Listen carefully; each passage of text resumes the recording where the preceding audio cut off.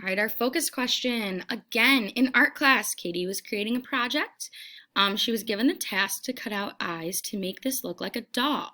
So after she cuts these out, what is the total area that will still be colored? So what we're going to do is we are going to take this information from what we found on Monday. So we're going to find the area. We found the area of the whole figure of all the shapes put together, which was 47 inches squared. And then we're going to find the area of each of the eyes, and then we're going to subtract them from the original area of our dog.